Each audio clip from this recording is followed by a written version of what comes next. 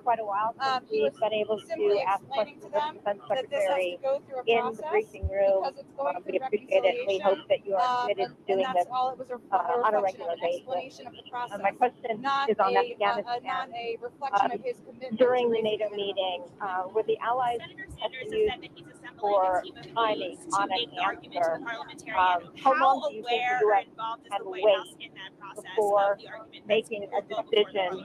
And is that enough Aware time, that Senator Sanders is doing for the is Taliban taking that to process and has measurably hired a change number of, I think, or either the working with, I violence should say, a or the number of very negotiation? qualified Thank and you. experienced people to work through the parliamentary Thanks. process. We're kept I would abreast just of it. I say wouldn't say that, we're involved again, in it we're directly. going through a rigorous process, and our allies understand that. And they would want us to make sure that we're thoughtful about how we approach this Regular and touch with what we Senator do. Sanders and his team and many And other so, senators and members. all of us are on the bill, mindful of the certainly on time this issue as well. that's available.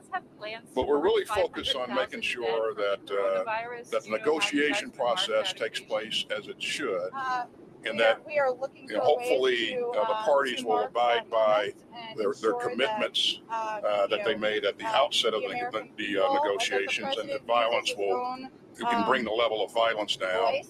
But we're focused on making sure that we make the right decisions, and we'll go through this process deliberately. Our allies understand that, and my sense is that they did not fully expect that we would have a decision this early on in this administration's tenure.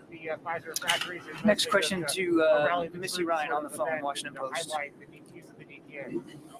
Thanks for doing this. And Echo Lita, we hope that we can do this again regularly. I have a question regarding the department's handling of sexual harassment and assault. I know that one of your first actions was this memo after the initial input from senior officials on February 5th.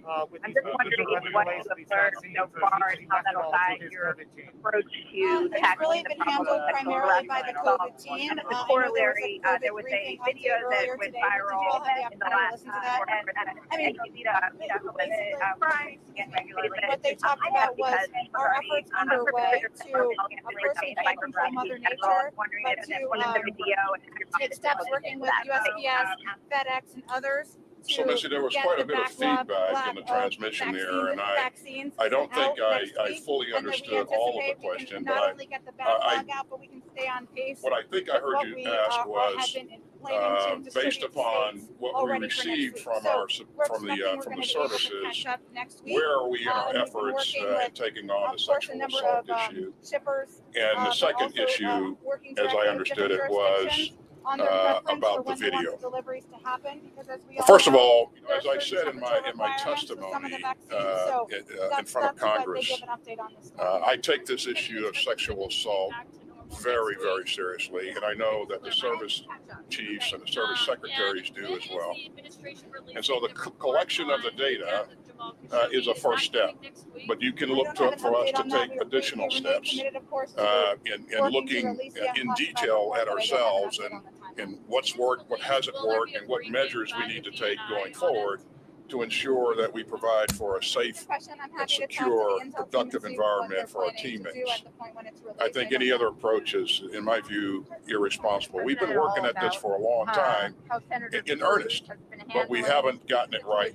And my commitment to our soldiers, sailors, airmen, and Marines and dependents is we're going to do everything that in our power to get it right. Regarding the video, Senator Cruz's whereabouts or his I found the video deeply disturbing. Chat. And I've asked my staff for I know that there's additional an executive order information, coming and I'll on leave it at supply that. chain that's going to call for review. Tom, Is there anything more concrete in the short term? I mean, there was reporting on a letter that was sent out to Taiwan. I know there's been contact with some of the chip makers, but would the administration consider invoking the GPA for the chips, or is there something else more concrete? Any numbers about who's I kicked out, expect we will have more on who's that not let soon. into the It will be a military, big day and for if you not, and do you still others, hope so to very get excited some for data? that. And also, As are we. it's now There prohibited was under reporting DoD on a letter. I can regulations to confirm be there an was a letter active from member NBC Director Brian of an Deese. extremist We have group, been but doing a range okay of to have outreach simple to membership. international Will you move to change folks in the that, or international all community about membership this in such issue as groups? we work to address the So shortage. I think there was We've about also 6 been working questions in directly. one Our there, economic and national security teams but have been engaged yeah, let directly me with manufacturers, as you said. So that's really the work let me that's just underway. say But I a can couple of assure you words we'll have about more that. First of all, to update you on the executive I think orders this is a soon. very Not important today, but issue soon. to us in the department. Wanting to engage in the, And I think it's an important issue because, as I said in my testimony, this tears at the fabric, very fabric of cohesion. And it's important for us to be able to trust the men and women on our left and right. I have seen those reports. Obviously, as you know, there's an ongoing piece. I've of asked for I've the not spoken with the services President directly or with to Secretary Blinken conduct or a Jay one-day Sullivan stand down about and take our intentions on 60 direct days to do engagement it. and what level. And then as they conduct that stand down, I've encouraged them to have a Right now, dialogue there's an ongoing peace process, with as you their know. We've obviously with their followed troops Trump about closely, but our I don't have values, any other updates about the or oath that previews for you on they took additional levels when of they engagement. came into the service, Open to it, and or is about that not who something we you would are consider? and what I we're think that's about. getting way ahead of where we are in any process. This is also a time for us to educate leaders in terms of understanding those signs and those symptoms that can indicate that we could be Obviously, developing this is a topic of interest an issue within our ranks. and certainly one that, even as But let me if say there up are front discussions here, moving though, forward, before I they go may one step be further, partner in the region to that keep, I to be kept really, abreast of, but I don't have really anything and more truly to read out from believe the call. that 99.9% somewhere warm in the of our coming servicemen and I was women just saying that this morning in the believe car. in There that must be oath. some people They in a warm believe, state who embrace the wanna see the values president. that How we is are that? focused on, and they're doing the right things. I know the president addressed this, but any But- firmer plans now about a visit? And I They're expect for the certainly, as numbers you to said be this small. morning, of course, keeping the option open. But as you all know, quite from frankly, traveling they'll with presidents in the probably be a past, little bit larger than this is a most of us significant would footprint guess. for a president to But, travel to a state, but I especially a expect state for them that to be is still small. But I would just recovering say from a that, disaster. So we you are know, taking all of that under small consideration numbers in this before we case make can have an specific plans. outsized impact. Disappointed that When I Johnson think and about, Johnson, the issue of if they're authorized extremism in their the ranks, you've heard me they're talk going to about my have fewer experience with the doses 82nd Airborne Division, which I believe Is he disappointed by that? is a great organization, and we have a lot of great organizations in the military, but you know the history of the storied 82nd Airborne Division. So that's where our focus is on. And as we wrestled with this issue when I was a lieutenant colonel, What was the mood in that G7 we couldn't tell that meeting this morning? story of what we were doing and how Was great he- we were was he because happy nobody to be back wanted to in hear the it. diplomatic They game, wanted to if hear you will, about since it was the engagement, skinheads. first engagement? I And would say that so foreign policy that is had one of an his outsized loves, impact and on that working with organization. the global And community. one of the things that engaging on sticks in these my issues that he's in been my working mind on right throughout now, his and career, Joe Milley will probably is step on my something that, toes for saying he's this. eager This image of Mark continue to be Milley, very Lieutenant involved General in, Mark which naturally Milley, he would standing be in as front president. of a But I podium think in Fort Hood, he's looking Texas, forward to retaking talking America's about seat the at impact the global table and that was rebuilding trust with our that partners was and allies around the experienced world. by And one of our while he's had a members who number had of become individual calls with radicalized his and counterparts killed a around the bunch of world, our this was an important soldiers opportunity that to were take a preparing step for forward in doing deployment. exactly that. That nearly crippled the organization for a period of time. So an incredible, June, I think an it's too far away outsized at this impact point to make an on the assessment of organization. whether we'll be traveling I think that the American public has high expectations of its military, as it should. And the American public should know and understand that we're not afraid to take a look at ourselves, and we're not afraid to address, if there are issues, to address those issues that may be rising up in our climates and our communities. And so we're going to learn a lot more. We don't have specific data about numbers right now, but quite frankly, as I said earlier, small numbers can have an incredible impact on a great force, and we have a great force, ladies and gentlemen. Jennifer? Mr. Secretary, will any U.S. troops remain at the Capitol after March 12th? And what would you say to those who say that there is no credible threat to the U.S. Capitol and those troops should go home right now? Right now, in terms of our expected stay, it is March 12th, and we don't have an additional requirement or request from another federal agency to provide them support. So that's our focus right now. But while I'm talking about them, let me just emphasize the tremendous work that our guardsmen have been doing. And you've you know, you've seen the weather that we've had lately. They are out there on point, on guard, in support of other federal agencies protecting our lawmakers. And I can't say enough about them. And I'm really proud of what their leadership is doing also to take care of them while they're doing this tough work.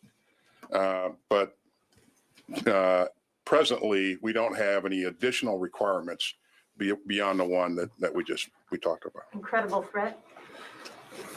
Jennifer, you know, I mean, it's probably not appropriate for me to talk about intelligence matters from this podium, but I would just tell you that we will continue to assess the threats as we go forward, and decisions will be based upon, you know, what we believe is credible or not. I told them when I went to see them the other day that, you know, my plan is to not keep them there one day longer than is necessary. Having said that, they know and understand that if our lawmakers need help, they need protection, they stand ready to provide that protection. But again, March 12th is what we're focused on now. Okay, I'm going to go to the phones. Phil Stort, Reuters. Yes, hi, Mr. Secretary. On your call with your Saudi counterpart, what message did you deliver about the war in Yemen and how this administration and this Pentagon will approach threats to the Kingdom of Saudi Arabia emanating from Yemen? Well, you know, I certainly consider that call to have been a good call. It was certainly reestablishing connectivity with the Crown Prince, who is also the Minister of Defense, my counterpart. As you know, President Biden has been clear about the fact that we will no longer support offensive operations, the Saudis' offensive operations into Yemen. And so they've heard that message loud and clear. And in terms of specific issues that I would have covered with the Crown Prince, you know, we provide a readout, but and I'm certainly, you know, I look forward to having issues or talking about issues of substance in these conversations. But I certainly won't provide details of the conversation from the podium here. So. Okay, because of time, I'm going to go back into the room now. We'll go one for one until we run out of time. Helene? Mr. Secretary, thank you for doing this. I have two questions, but they're connected. The first one is, you said that you found the viral video. They're both related to females in the military. You found the viral video very disturbing, but in this video, this female Marine says, and I quote, "This is why females in the military kill themselves." And you say that you're looking into this issue. She addresses specifically the commanding general, her CG, saying that or whoever the perpetrator is going to be retained in the military. What kind of message are you going to be sending to sort of the CGs, the captains, the brigade commanders throughout the military about how they deal with this issue? And connected to that, my second question is on specifically the issue of Laura Richardson and Jacqueline Van Oos. Your predecessor told us that he withheld their promotions because he was afraid of how President Trump would react to them. Are you going to be forwarding these promotions for these two women to President Biden? Helene, I think that was two questions, each with 6 parts. Yeah. On the second question first, I certainly can't comment on decisions that someone else made or my predecessor made. I'll leave that to them to explain their actions. And I certainly won't comment on personnel actions from this podium in this room. I don't think that's fair to the system, not fair to my boss, and certainly not fair to the people who are who are competing. I would just say that I've seen the records of both of these women. They are outstanding, and so I'll leave it at that. On the issue of sexual assault, and you know what is going to be done, and what I'm going to emphasize to commanders, I think we need to consider who I am and where I fit in the judicial process or chain, and we want to make sure that I preserve my ability to adjudicate or take action or whatever needs to happen. But the first things first. We have to get the facts. We have to understand what just happened. And let me also say that I care about each and every one of our troops, and certainly I'm going to ask that our chain of command make sure that someone is looking out after her needs and make sure that we're taking care of her. So. Okay, back to the phone here. Tara Kopp from McClatchy. We have to get. Thank you, Mr. Secretary, for doing this.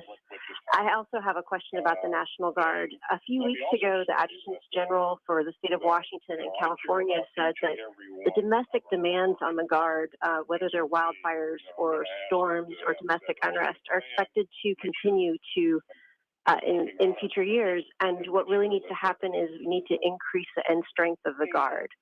I was wondering if you've talked to the National Guard about this and if you're considering requesting an end strength increase for Guard members to address these future domestic threats. Thank you.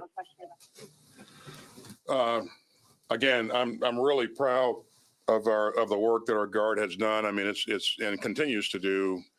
We didn't talk about this earlier, but I think most of you know that there are over 20,000 Guardsmen out there right now around the country helping out with the COVID crisis and helping distribute vaccines and that sort of stuff.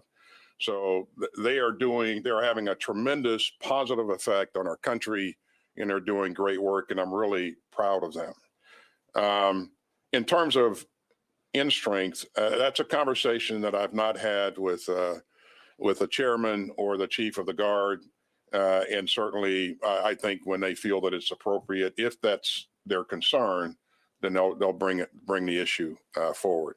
But to answer your question, we've not had those discussions. The last question today is going to go to Tony, then we're going to have to wrap up. A China question? I have a China question. Do you see any areas of cooperation with China? You talk about a pacing threat, pacing challenge. This is 4 years we've heard the rhetoric. What areas do you see potential cooperation to lower the tensions between our two nations? I would say that anything that we do will be based upon our best interest, and so there no doubt are some areas where we will see common interest, and there may be an opportunity to engage, but it will be from the standpoint of promoting our best interest. Now, having said that, from a Department of Defense standpoint, as I mentioned earlier, my number one concern and my number one job is to defend this country and protect our interests. And so we are in this department are going to do everything possible to ensure that we have the right operational concepts, the right plans in place, and that we resource those plans with the right capabilities to present a credible deterrence to not only to China or any other adversary who would want to take us on. Thank you. Thanks, everybody. We have to call it quits right there. Thank you so much. Thank you very much. Are you ready Thank you, to everybody. fight tonight against China? Thanks, everybody. Thank you.